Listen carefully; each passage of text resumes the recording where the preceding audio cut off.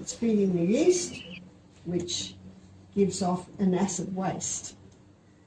And that's why when someone has a yeast problem, they are best to greatly reduce their fruit and go to simple fruits like berries or grapefruits, which are low sugars. Your alkaline nuts are almond and Brazil. Your alkaline legumes are organic soy, lentil and lima bean. So this can be all the different types of lentil, blue, green, brown, red lentils, they all are alkaline. All your nuts and seeds have an alkaline effect. So all your other grains and all your other legumes have an acid effect. Now, to maintain a balance of acid alkaline in the body, we need to be eating about 80% alkaline forming foods and about 20% acid forming foods. So even say, for instance, rice is on the acid side, a little rice is not a problem when everything else is alkaline. Chickpeas, and I love chickpeas, they are on the acid side, but if everything else in the meal is alkaline, you've still got the balance. It's not that those foods are bad. But the problem with arthritis and gout is often those people, they're eating about 90% acid-forming foods. Sure. So even if a person's a vegetarian, if they're having cereal and toast for breakfast, sandwiches for lunch, pasta for tea, and it's all from wheat or wheat products, they've gone easily 90% acid-forming foods. So it's changing the ratio is an easy way to go to a more alkaline diet. And some have found that what really helps to alkalize is having a carrot, celery and apple juice every day. And we looked at that in an earlier presentation, 80% carrot, 10% apple, 10% alkaline.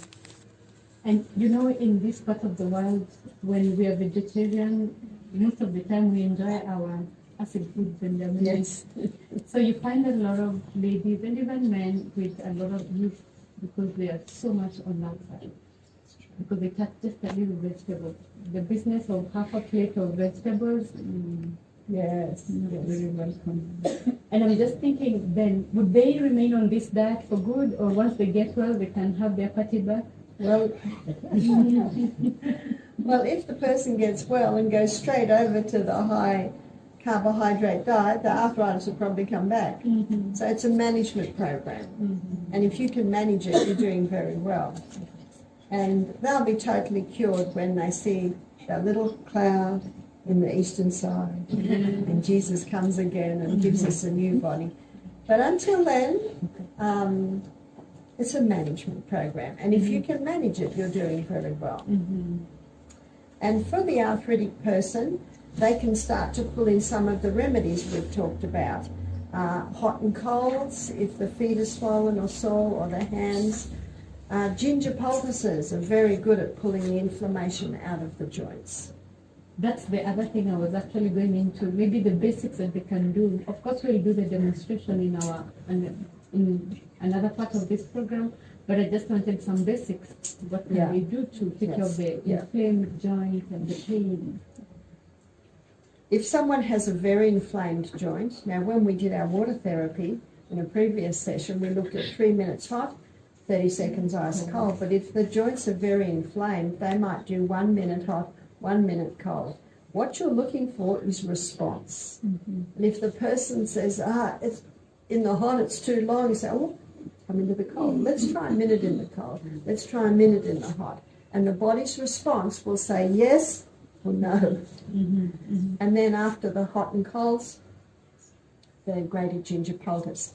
Now, if the poultice gets too hot on the skin, an indication that it's pulling out a lot of inflammation, it can be removed. It doesn't have to be on for all night, for instance.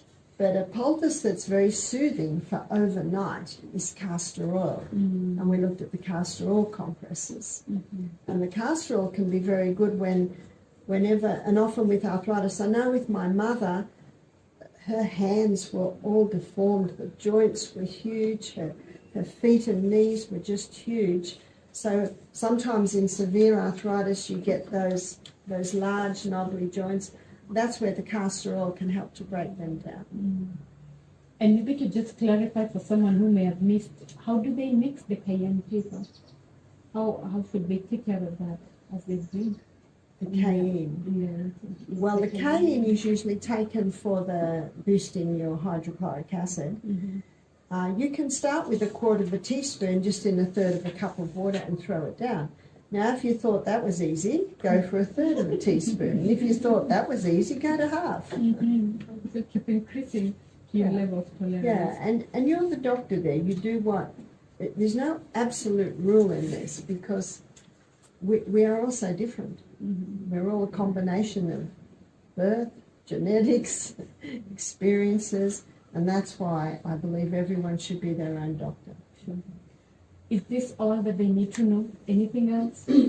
There is another herb that you can take on the inside to get inflammation down, and that's turmeric. Turmeric's a very powerful herb internally to get the inflammation down. How often or how So much? a teaspoon 3 times a day. Sure. If it's the fresh turmeric, you would triple that dose.